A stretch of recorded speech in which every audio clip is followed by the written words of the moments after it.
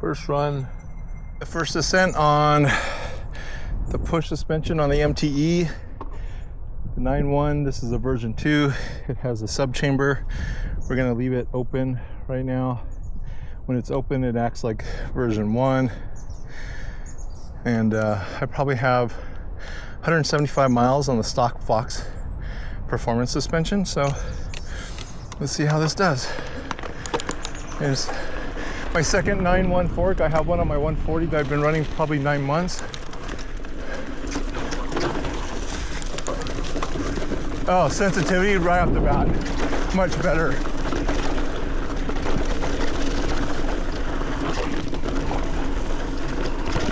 Yeah, much better sensitivity.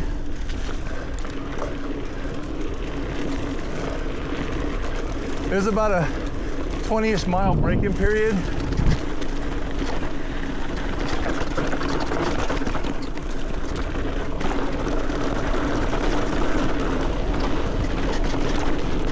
Oh, great. Yeah. That was great. So when you pair it with the 11.6 shock, because they're both custom tuned for you, for your bike, for your riding style, I should say for the type of trails you ride, is very balanced. When you attach them to the bike, there's no real like tuning of the shock and the fork to make the bike feel balanced. The only thing I've done to the shock is I did change the climb circuit, which is typically the default kind of tuning that Push will send you an 11.6. One, with Yetis, it climbs so efficiently, you really don't need a climb tune. Two, this is an e-bike, so I'm not concerned about climbing. So just like my SB140, I changed that climb circuit to flow trail, which suits me 90%, you know, a much more majority of trails that I ride, type of trails I ride. So I have flow trail, and then I have plush DH in the second circuit. So today is gonna give me a mix of flow, chunk, roots, rocks. I'll play with it.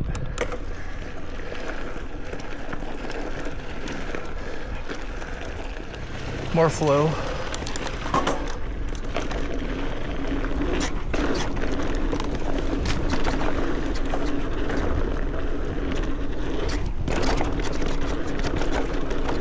Some booty chunk. Oh, nice through there. Yeah.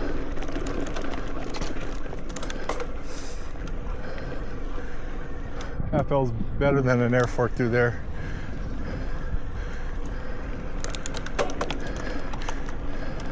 Not anything I hadn't said about my first 9.1.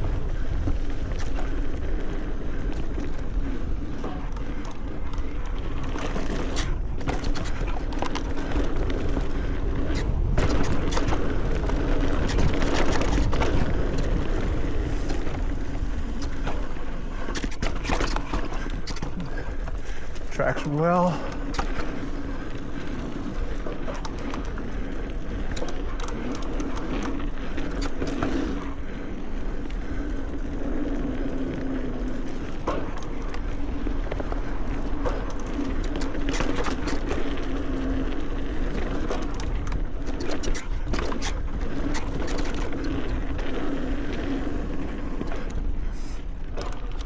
You can hear the compression circuit working.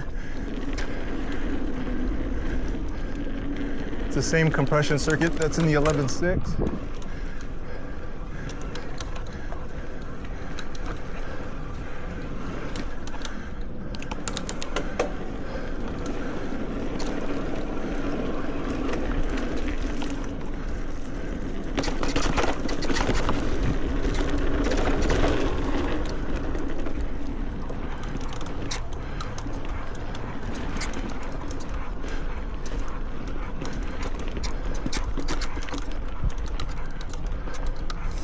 Some more roots coming up.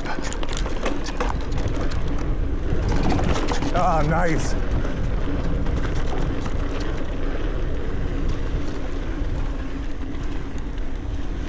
I do getting used to these Schwalbe radials, and I think I settled on PSI 30 front, 35 rear.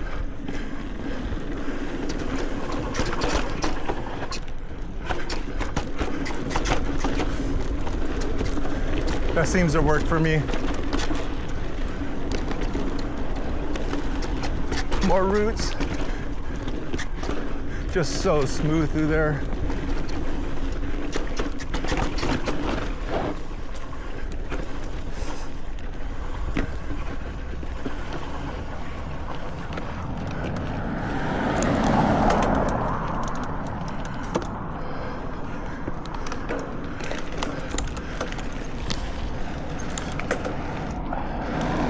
Yeah, it's just a more damped feel in a good way than the Fox 36. And again, I haven't ridden a Fox Podium, but at the end of the day, it's still an air fork with an air spring, which this is a coil spring.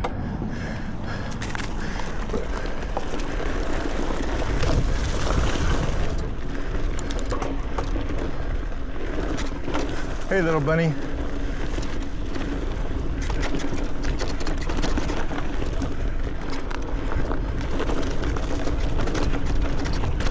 Chunk.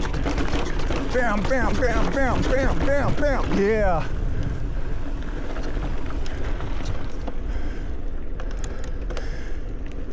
The other thing I would say is how you feel a difference is it's less violent to your body, your upper body, which allows you to remain in confidence control, which is traction. So it just like those stairs right there, it's just can be jarring on an air fork. Obviously I've ridden it with an air fork and it's just so much more calming and confidence with this fork.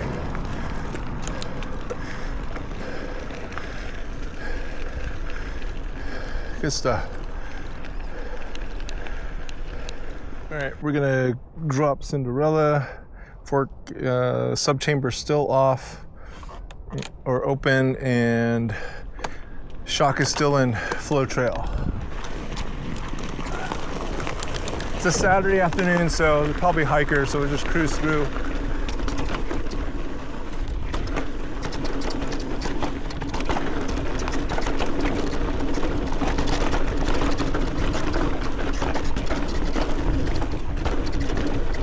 So good through there.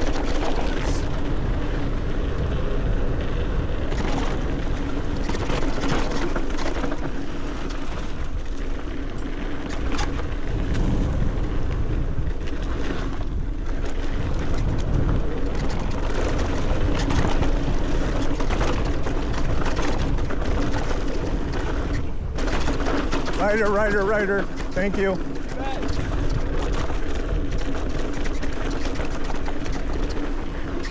Somebody took out the lip on that jump. All right, we're coming up to the rock garden.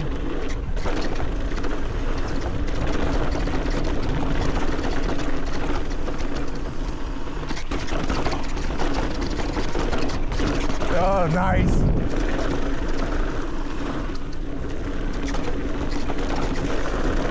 All these little bumps just get damped. Like that is so smooth through there compared to my air fork that was on this bike. It just helps you be calm and confident and in control.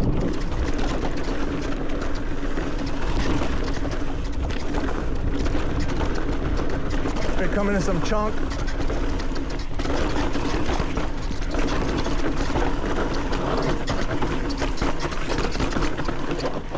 Yep, that's good.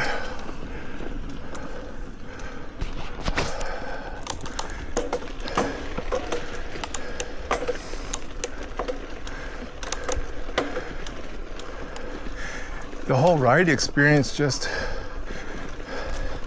translates in not just physical advantages, or benefits I should say, but mental benefits too. You're able to stay more relaxed, more calm, more confident. I'm blessed. I am really blessed to be able to ride the best bikes, the best suspension, the best components, and I have the best support. Companies that back me, people. Appreciate all you guys.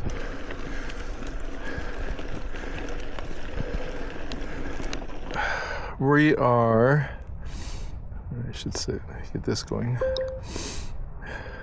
All right, we are gonna do the most technical trail in the park downhill, and I want to test the sub chamber. So we're gonna turn the sub chamber on, close it, or I should say, and then we're gonna switch the shock to DH mode. It's in flow trail now. We're gonna move that lever to the left, and we're gonna be in DH mode. So full DH mode, how I would ride this bike.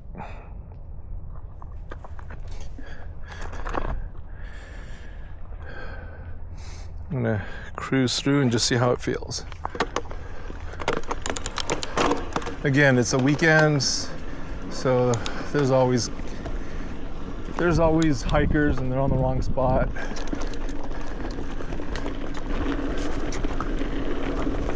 Sub chamber adds progression to the fork, so as the hits come harder and faster, it should be more progressive. See how it feels. Okay, I can feel it right off the bat.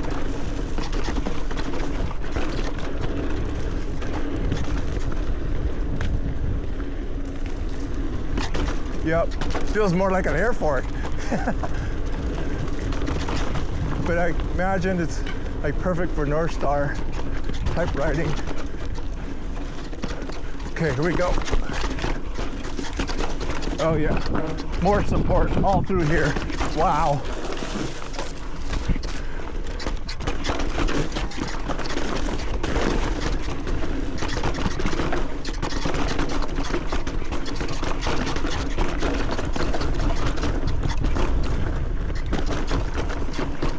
Not the line I want.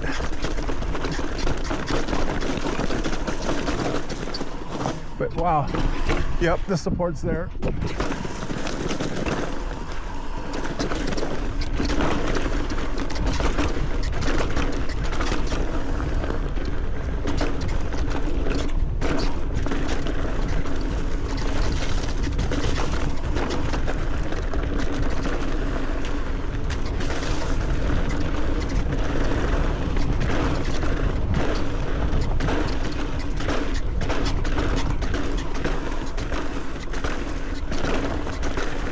Yeah, I like it. I like having the option. You can definitely feel the support. I would almost say when the sub chamber's on, I might have to add a click of rebound or two. I don't know. But it feels like an air fork to a certain extent, or reminds me of an air fork. But yeah, it's like a noticeable difference and change. So if you want something more progressive, there you go.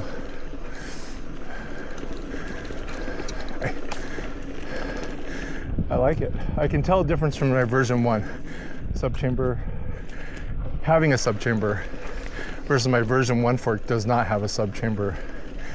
When the sub chamber is off, the fork behaves like version 1.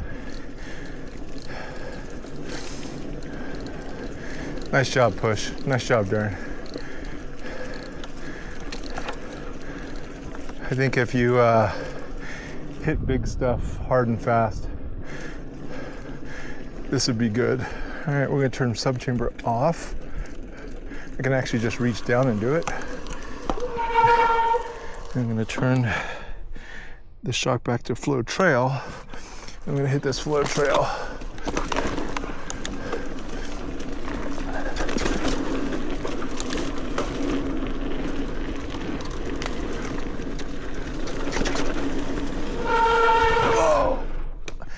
I don't know why I fit through there before, but got a little weird.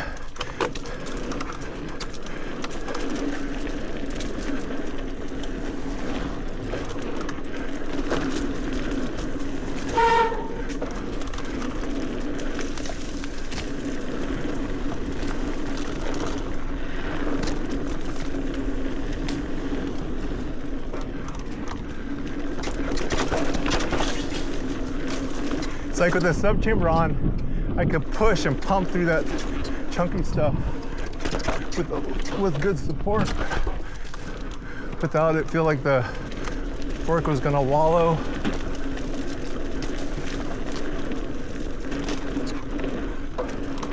And then when I have the sub chamber off right now, you get that sensitivity back, and the plushness.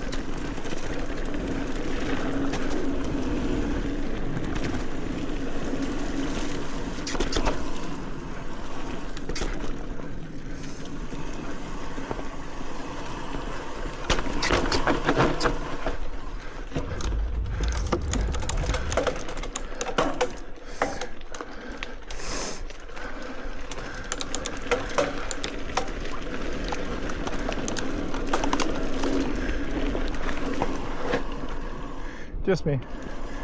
Thank you.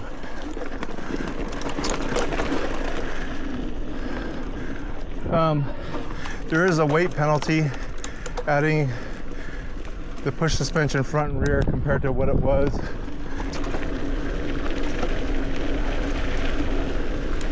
I want to say it's added roughly 3 pounds to the bike, but all I gotta say, I don't notice it. Just like when I first got my first Push 9.1 in your hands, it feels heavy compared to the Fox fork it replaced.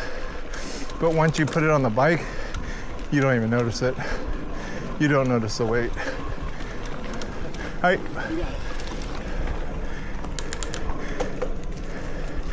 And in my opinion, the performance outweighs the weight penalty.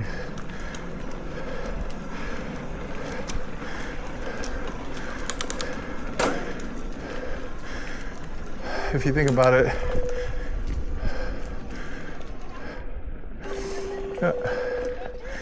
thank you.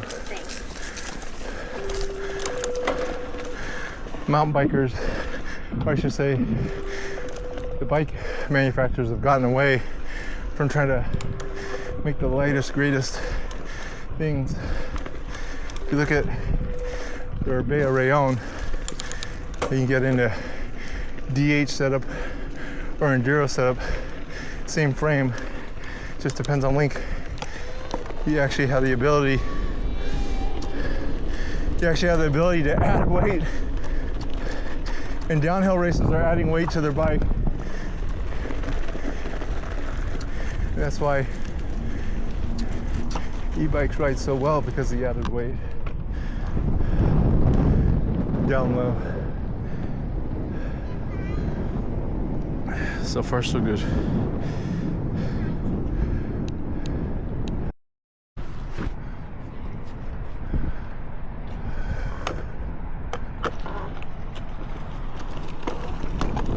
All right, flow trail, still sub chambers off.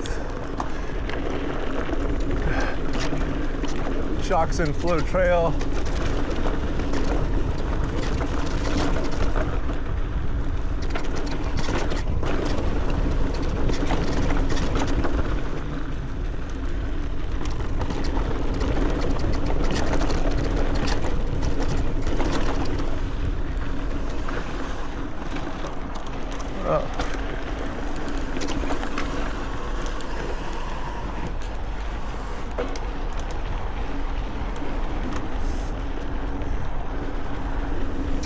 Again, the additional 3 pounds this bike has now picked up, I don't feel it.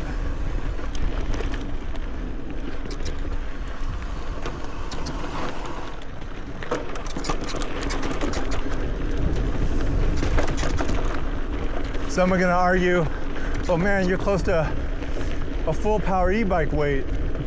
I'm still lighter than that. Even considering I'm in an XL, I'm still lighter. But just because my bike's heavier doesn't mean I want the full power e-bike experience. I'm happy with the experience I'm getting from this bike. So it still comes down to each their own.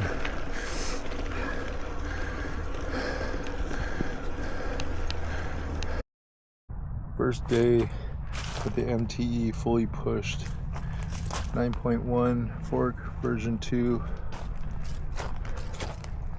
with the sub chamber, the hydraulic bottom out. MTe custom tuned, trunnion mounted 11.6, and it's good, really good.